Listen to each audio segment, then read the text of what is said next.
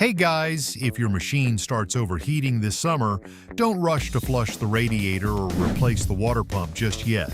A bad thermostat can cause the exact same symptoms, and checking that first could save you a few $100 and a lot of downtime. Today I'm going to show you how to tell if your thermostat or water pump is bad, what signs to look for, and how to narrow the problem down before replacing parts you may not even need. Because when an engine overheating at idle starts happening, a lot of people immediately blame the water pump.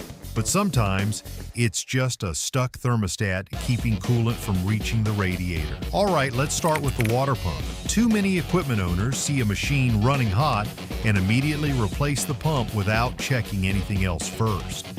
So here's a quick way to help figure out whether you're dealing with a bad thermostat or water pump. First thing, check for coolant leaks. Most skid steers and compact equipment have pretty tight engine bays, so grab a flashlight and look underneath the water pump pulley area. If the seal inside the pump is starting to fail, coolant will usually seep out of the weep hole. Sometimes it's obvious, sometimes it's just dried coolant residue or crust buildup around the pump housing. And remember, coolant travels. Don't assume the pump is leaking until you trace the source. Next, listen for noise. If you've been hearing grinding, squealing, or metallic chirping from the engine bay, that's another warning sign. Shut the machine down completely, pull the key, and make sure everything stops moving before checking the pulley. Then grab the pulley and lightly wiggle it. If there's noticeable play, wobble, or roughness, the bearing inside the water pump is probably worn out. But here's where it gets tricky. Just because the water pump looks dry on the outside doesn't mean it's healthy inside.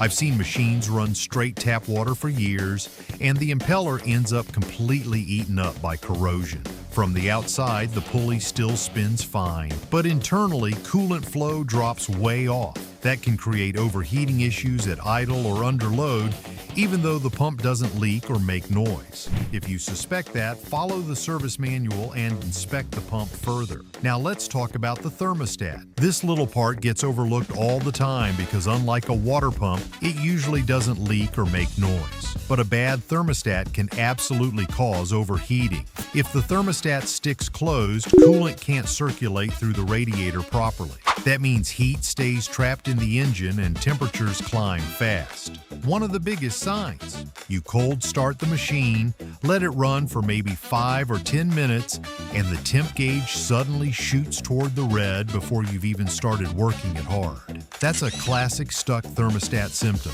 If you've ever asked, how do I tell if it's a bad thermostat or water pump? This is one of the first things I look for, but don't stop there.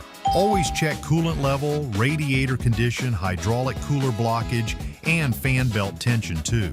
A cooling system problem is rarely diagnosed correctly by checking just one component. Now on the other side of things, a thermostat can also fail stuck open. That usually shows up during cold weather, the engine takes forever to warm up, cab heat stays weak, and operating temp never really stabilizes. A lot of people ignore that problem because the machine isn't overheating, but running too cold long-term can increase engine wear and hurt fuel efficiency.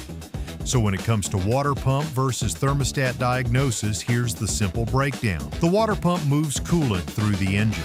If the engine starts warming up and you still don't see normal circulation, you'll need to inspect the water pump, thermostat, coolant level, and possible air trapped in the system. The thermostat controls when coolant flows to the radiator. If you see coolant moving right away on a cold start, the thermostat may be stuck open, or the system may have an abnormal flow issue that needs more checking. Two different parts, two different jobs, but they can create very similar overheating symptoms. That's why proper diagnosis matters. The hard part usually isn't replacing the part. It's figuring out which part actually failed. If you've got cooling system questions, drop them in the comments below and the FridayParts team will do our best to help out. And if this video helped you, hit the like button, subscribe, and share it with somebody fighting overheating issues this summer. Thanks for watching. FridayParts, fix it once, fix it right. FridayParts, fix it once, fix it right.